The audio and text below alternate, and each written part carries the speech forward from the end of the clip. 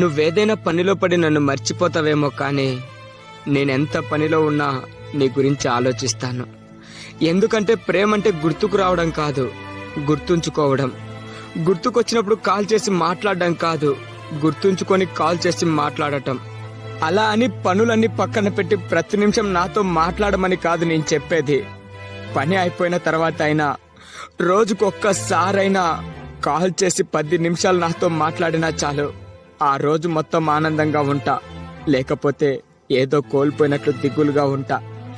ఒక మనిషికి దెబ్బ తగిలినప్పుడు వచ్చే బాధ కంటే ప్రేమించిన వ్యక్తి దూరం పెట్టినప్పుడు వచ్చే బాధ భరించలేనిది.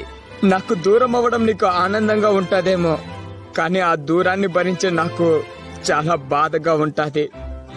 ఆలోచించుకో బంగారం, ప్రాణంగా ప్రేమించానన్న నువ్వే నన్ను బాధ పెడతావా?